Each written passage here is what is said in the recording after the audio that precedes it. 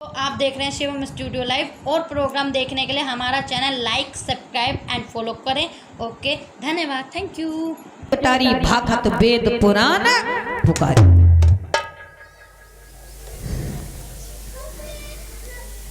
ऐसे ही राजा जब चल दिया, कहा सर्प सर्प जल्दी जल्दी चलो।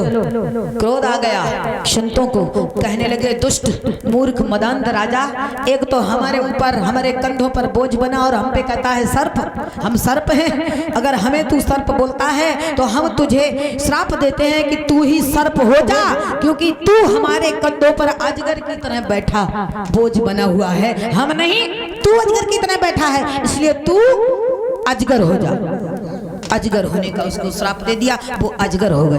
अब जब वो अजगर हो गए तब राज्य कौन चलाए? जो यति नाम के पुत्र थे उनके, उन्होंने राज्य स्वीकार नहीं किया तो राजा ययाति को राज्य दे दिया, वो राज करने लगे। इधर एक बृहस्पति नाम का भक्तो दैत्य था।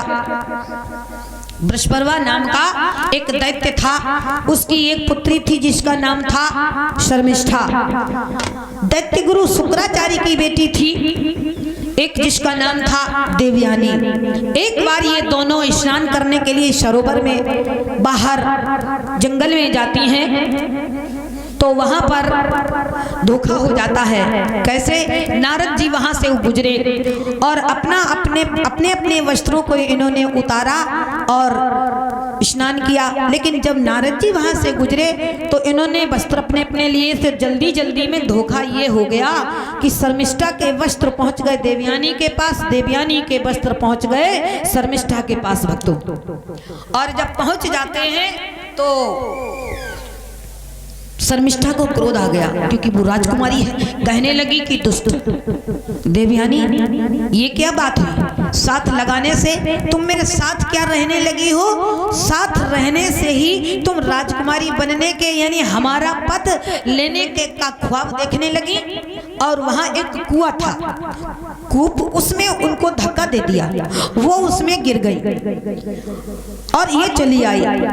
जब ये चली आती है तो इधर क्या देखते हैं?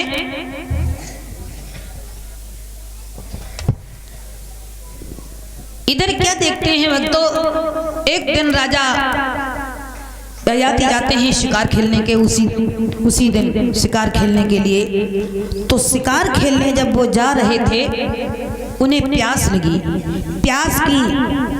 प्यास को बुझाने के लिए जल की तलाश में ढूंढते ढूंढते वो उसी स्थान पर, उसी कुएं के पास पहुंचे और उन्होंने जो है कमंडल अपना पीतांबर में बांध कर नीचे जो लटकाया, तो उसको पकड़ लिया देवयानी ने। देवयानी ने जैसे ही पकड़ लिया, कमंडल ऊपर नहीं गया, तो कहने लगे भाई आप कौन हैं और आपने हमारे कमंडल को क्यों पकड़ लिया है? आप जो भी हैं अपना परिचय दें। तो कहने लगी देवयानी, अंदर से उत्तर दे रहे हैं कि आप मुझे बाहर निकालिए पहले। तो बाहर निकाला, देखते क्या है, सुंदर कन्या, अत्यंत सुंदर थी देवयानी और राजा ययाति भी अत्यंत सुंदर थे। तो कहने लगे महाराज, ये तो समझ गई वो उनके वेशभूषे से कि ये कोई राजा है। कहने लगे महाराज आपका बहुत बहुत धन्यवाद, आपने मुझे निकाल लिया, लेकिन अब मैं आपसे अपना एक प्रस्ताव रख रही हूँ। वो प्रस्ताव क्या है? प्रस्ताव मेरा ये है कि आप मुझसे विवाह कर लो। कहा मैं तुम्हें जानता नहीं, तुम मुझे जानती नहीं, ऐसे कैसे विवाह कर लें? हम कौन है, तुम कौन हो? कहा मैं अपना परिचय दे रही हूँ, मेरा नाम देवयानी है और मैं दैत्य गुरु शुक्राचार्य की बेटी हूँ।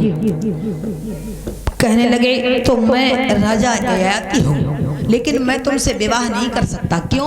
क्योंकि तुम ब्राह्मण पुत्री हो और मैं क्षत्रिय हूँ, मैं तुमसे विवाह कैसे कर सकता हूँ? ये नीति के विरुद्ध है। कहा नहीं महाराज, नीति के विरुद्ध नहीं, हमें जरूर कोई न कोई ब्राह्मण कुमार वर्ण करेगा, कोई न कोई ब्राह्मण मुझसे विवाह करेगा, वो क्षत्रिय विवाह करेगा, ब्राह्मण कुमार मेरा वर्ण नहीं करेगा। कि क्यों नहीं करेगा?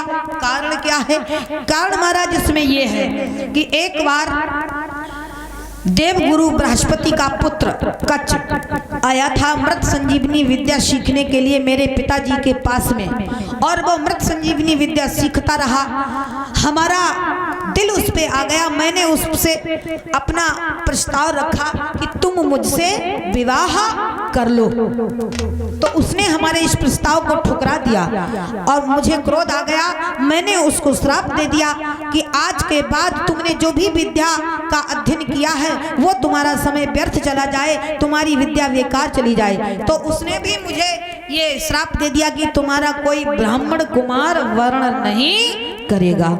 कहा ठीक है, ये बात है कि तो चलो पहले अपने पिता के पास में गए, सारी कहानी विदित कराई कि कैसे हम कुएं में गिरे, बेटी कहाँ रह गई थी, तो सारी घटना उन्हें अवगत कराई। अब घटना से जब अवगत हुए तो शुक्राचार्य आप जानते हैं बहुत क्रोधी हैं, क्रोध आया और वो वहां से चल दिए। वृषपर्वा को पता चला, आया, उसने बड़ी मिन्नत की, बड़ी प्रार्थना की, उनको रोक लिया। तो वो कहने लगे कि हम तो रुक जाएंगे यदि तुम्हारी बेटी हमारी बेटी से क्षमा मांग ले तो। ठीक है, शर्मिष्ठा को बुलाया क्षमा मांगने के लिए, लेकिन देवयानी ने उल्टा कार्य किया। क्या किया? देवयानी ने वही किया जो शर्मिष्ठा ने किया था। देवयानी ने कहा कि देखिए मैं इसको एक शर्त पर क्षमा करूंगी। क्या? कि हमारा विवाह राजा ययाति के साथ में होगा। यदि आपकी बेटी शर्मिष्ठा हमारी दासी बनना स्वीकार करे तो मैं क्षमा कर दूंगी इसको। अब चूंकि गुरु को खोना नहीं चाहता, संसार को खोना चाहता है, अपनी पुत्री को खोना चाहता है, लेकिन अपने गुरु को खोना नहीं चाहता है। इसलिए उसने कहा कि हमारी बेटी क्षमा नहीं मांगना चाहेगी, इस पद को स्वीकार नहीं करेगी, तब भी हम उसको इस पद को स्वीकार करने पर मजबूर करेंगे, मनाएंगे उसको। मनाया, कहा ठीक है, विवाह हो गया। जब विदाई हुई है तो विदाई की बेला में भक्तों एक बात कही। क्या कहा? देखो सावधानी बताई है, सावधान किया है दैत्य गुरु शुक्राचार्य ने कि देखिए आप एक काम करेंगे महाराज, क्या कि आप हमारी बेटी के साथ ही संबंध रखेंगे। जो शर्मिष्ठा ये जा रही है दासी बनकर के, यदि धोखे से भी आपने इसके साथ कोई भी संबंध रखा तो परिणाम भयानक होगा, अच्छा नहीं होगा, बुरा होगा। ठीक है, ये सावधानी देकर के विदा कर दिया। हुआ ये है कि देवयानी को 2 पुत्र हुए और देवयानी को पता भी नहीं चला, शर्मिष्ठा को हुए 3 पुत्र। अब जब देवयानी को शर्मिष्ठा और राजा ययाति के संबंध के बारे में पता चला तो उसे बहुत क्रोध आया और वो आई अपने पिता गुरु दैत्य शुक्राचार्य के पास में और उनसे शिकायत कर दी। और जब उनसे शिकायत की है भक्तों तो शुक्राचार्य भी बहुत क्रोधित हुए, क्योंकि उन्होंने कहा इसने हमारी आज्ञा का और हमारे वचन को मिथ्या किया है, आज्ञा का उल्लंघन किया, इसलिए ये दंड का पात्र है, इसको दंड अवश्य मिलेगा। कहा तूने जिस यौवन के मद में आकर के हमारी आज्ञा का उल्लंघन किया है, जा हम तुझे श्राप देते हैं कि तू अपना यौवन खो दे और बूढ़ा हो जाए, तुझ पर बुढ़ापा आ जाए। पता ही है ऐसे ऐसे संत हमारे इस देश में हो चुके हैं। बहुत दुखी हुए, बड़ी प्रार्थना की, लेकिन वो नहीं माने। लास्ट में जाकर के माने तो कहने लगे कि अगर तुम्हारा पुत्र या तुम्हारा भाई या मित्र अपना यौवन तुमको दे दे तब तो तुम फिर से युवा हो सकते हो, अन्यथा नहीं। देवयानी को लेकर के चले आए, लेकिन वहां अपने पुत्र पुरु को बुलाया, यदु को बुलाया। देवयानी का बड़ा पुत्र है यदु, चंद्रवंश में ही है यदु को बुलाया तो यदु ने स्पष्ट मना कर दिया कि हम अपना यौवन नहीं देंगे आपको। इसके बाद शर्मिष्ठा के बेटे पुरु को बुलाया, उसको दिया, उसको कहा तो उसने कहा ठीक है पिताजी, ये हमारा शरीर आपका दिया हुआ है, मैं आप जो कहो, हमारे प्राण भी आपके लिए समर्पित हैं। उसने तुरंत अपना यौवन दान कर दिया अपने पिता को, उनका बुढ़ापा। ये शास्त्र की बात है, आध्यात्म अर्थ दूसरा है, लेकिन इसके लिए समय नहीं है तो आप शास्त्र की ही बात श्रवण करें। कहने लगे ठीक है बेटा, आज के बाद हमारा आशीर्वाद ये है कि तुम्हारे राज्य में, तुम्हारे वंश में राजा ही राजा रहेंगे, यानी कभी भी कोई। लेकिन हमारा यदु के लिए श्राप है कि यदु के वंश में या यदु की कोई भी संतान राजगद्दी धारण करेगी तो उसका परिणाम ठीक नहीं होगा। और यदु को अपने आप से अलग कर दिया, यहीं से यदुवंश चला है और इसी यदुवंश में भगवान श्री कृष्ण चंद्र का जन्म हुआ है। बोलिए कृष्ण कन्हैया लाल की। एक बार भगवान का नाम लीजिए, फिर आगे भगवान की कथा में बढ़ते हैं। ठीक।